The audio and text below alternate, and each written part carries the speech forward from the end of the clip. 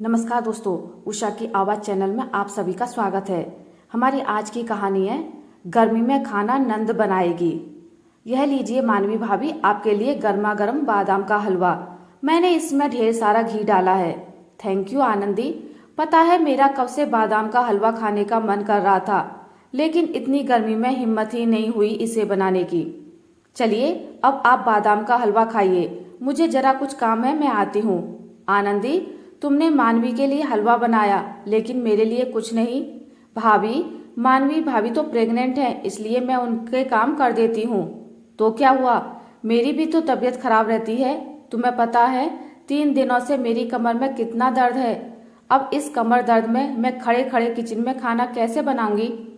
तो भाभी, आपने मुझे पहले क्यों नहीं बताया। आप बस थोड़ी देर रुकिए, मैं जल्दी से आपके लिए खाना बनाकर लाती हूँ। आनंदी किचन में जाती है और गर्मी में खड़े होकर अपनी विनीता भाभी के लिए खाना बनाने लगती है। वहीं आनंदी की दोनों भाभियां कहती हैं, अगर नंद हो तो हमारी आनंदी जैसी हो। इसको हम कितनी आसानी से बेवकूफ बना देते हैं। मैं अपनी प्रेगनेंसी का बहाना बनाकर उससे खाना बनवा लेती हूँ और मैं अपनी बीमारी का नाटक करके। यह कहते हुए दोनों भाभियां अपनी नंद का मजाक उड़ाने लगती है। आनंदी बहुत भोली भाली थी, इसलिए वह अपनी भाभीियों के झूठ को भी सच मानकर हमेशा खाना बना दिया करती थी। अगले दिन जब आनंदी पढ़ाई कर रही थी तो उसकी दोनों भाभियां आनंदी के पास आकर बोली, अरे आनंदी, तुम तो यहाँ पढ़ाई कर रही हो, तुमने अभी तक खाना नहीं बनाया। नहीं भाभी, मैं तो यहाँ पढ़ाई कर रही हूँ, और वैसे भी खाना तो आप दोनों ही बनाती हैं ना। आनंदी, तुम तो जानती हो कि मैं प्रेग्नेंट हूँ, और ऐसी हालत में मैं गर्मी में खाना कैसे बनाऊंगी। मुझे तो उल्टी आना शुरू हो जाती है, और मेरी कमर में दर्द के बारे में तो तुम जानती हो। ठीक है भाभी, कोई बात नहीं, मैं खाना बना देती हूँ। बेचारी आनंदी एक बार फिर अपनी दोनों भाभियों की बात मानकर अपनी पढ़ाई छोड़ किचन में जाकर रात के खाने की तैयारी करती है।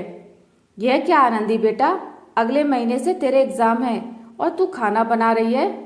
माँ, मानवी भाभी की तो हालत आप जानती हैं कि वह ऐसी हालत में खाना नहीं बना सकती, और विनीता भाभी की कमर में दर्द था, तो इसलिए आज मैंने सबके लिए खाना बना दिया।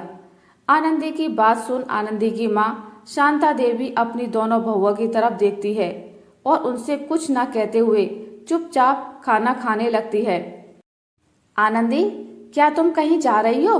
हाँ भाभी, आज कॉलेज में असाइनमेंट सबमिट करना है, इसलिए कॉलेज जा रही हूँ। आने में शाम हो जाएगी।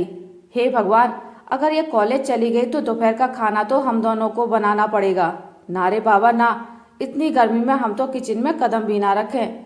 लगता है अब मुझे ही कुछ करना होगा। आह भाभी, क्या हुआ आपको, आप ठीक तो हैं। पता नहीं आनंदी, ऐसा क्या खा लिया, कल रात से पेट में दर्द हो रहा है। लगता है अब तो मैं ठीक से खड़ी भी नहीं हो पाऊंगी। भाभी, आप यहाँ बैठिए, मैं आपके लिए दवाई लेकर आती हूँ। मुझे तो टेंशन हो रही है, अब मैं सबके लिए खाना कैसे बनाऊंगी। कोई बात नहीं भाभी, मैं खाना बना दूंगी। असाइनमेंट मैं किसी और दिन सबमिट कर दूंगी। अपनी भाभी को दवाई देकर आनंदी फिर से एक बार और गर्मी में जाकर खाना बनाने लगती है। वाह मानवी, मानना पड़ेगा, तुमने क्या नाटक किया पेट दर्द का। वो तो सीधा अपने असाइनमेंट छोड़ खाना बनाने में ही लग गई। मैंने तो पहले ही कहा था, इस गर्मी में खाना तो हमारी नंद ही बनाएगी। जहां हमेशा विनीता मानवी कोई ना कोई नाटक कर गर्मी में खाना बनाने से बच जाती थी, वहीं बेचारी आनंदी आसानी से इनकी बातों में आकर गर्मी में रोज खाना बनाने लगती। आज का नाश्ता करके तो मजा ही आ गया। तुम लोगों ने क्या सैंडविच और पोहा बनाया है। वाह, यह नाश्ता तो तुम दोनों की बीवियों ने नहीं बल्कि आनंदी ने बनाया है। क्या आनंदी ने, लेकिन क्यों। क्योंकि मानवी तो प्रेग्नेंट है, उससे तो इस हालत में कुछ भी काम होता नहीं। ना जाने आजकल की लड़कियां कैसी हैं। हमने तो अपने वक्त में 8वें महीने तक भी काम किया था। और रही विनीता की बात, तो आए दिन इससे कोई ना कोई बीमारी होती रहती है, कभी कमर दर्द तो कभी सर दर्द। कोई बात नहीं माँ, अब भाभी की तबीयत खराब है तो इसमें उनका क्या कसूर। कितनी भोली है मेरी बेटी बेचारी। शांता देवी मन ही मन कहकर चुप हो जाती हैं, और ऐसे ही कुछ दिन और गुजर जाते हैं। आनंदी उठो, इस वक्त कौन सोता है। भाभी आप। हाँ, हमें भूख लग रही है और दोपहर के खाने का वक्त भी हो गया है। चलो जल्दी से खाना बना दो।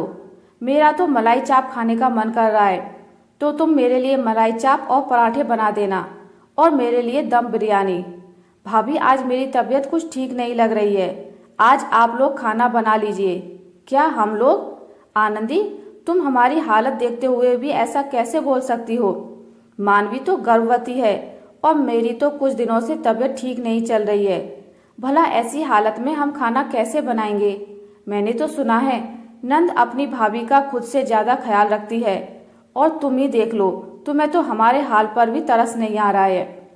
अपनी भाभीियों के ताने सुन आनंदी को बहुत बुरा लगता है, जिसके बाद आनंदी खराब हालत में भी किचन में जाकर दोपहर में सबके लिए खाना बनाने लगती है। ऐसा लग रहा है कि थोड़ी देर में ही मैं बेहोश हो जाऊंगी। बस अब जल्दी से यह खाना बन जाए, फिर थोड़ी देर जाकर आराम कर लूंगी। आनंदी गर्मी से परेशान होकर खाना बनाने लगती है कि तभी वहाँ किचन में आनंदी की माँ शांता देवी आती हैं।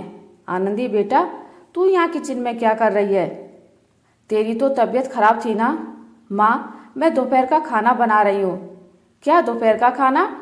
लेकिन तुझे किसने कहा बनाने के लिए? तेरी दोनों भाभियाँ कहाँ हैं? माँ, विनीता भाभी की तबीयत ठीक नहीं है और मानवी भाभी की हालत के बारे में आप अच्छे से जानती हैं। तो बेटा, इसका मतलब यह नहीं कि तू रोज रोज गर्मी में खाना बनाएगी। तू हट, मैं खाना बनाती हूँ। नहीं माँ, मेरे रहते हुए आप खाना बनाएंगी? यह मुझे गवारा नहीं। बस थोड़ी देर और, खाना तैयार ही है। गर्मी से परेशान हो रही अपनी बेटी की हालत देख शांता देवी को बुरा लगता है।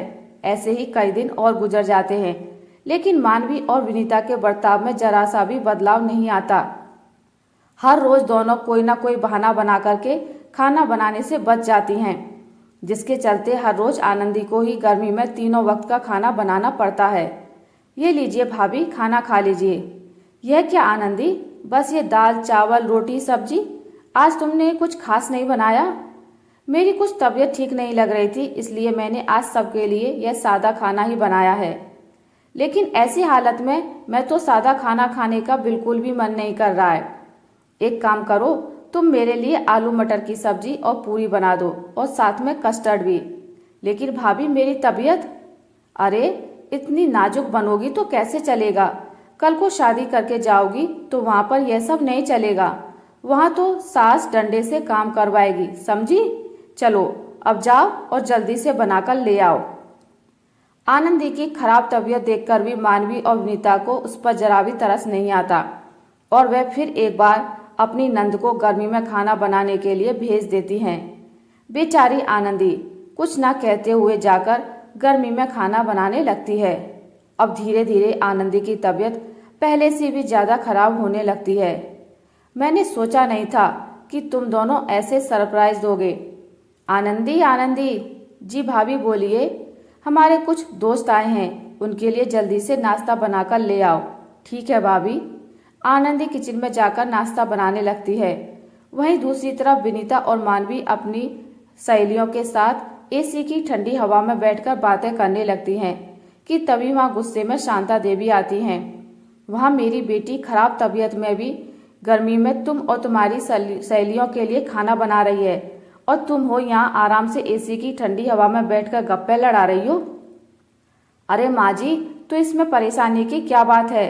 ससुराल जाने के बाद भी तो आनंदी को इसी तरह सबके लिए खाना बनाना पड़ेगा। अच्छी बात है ना कि वह अभी से ये सब सीख रही है।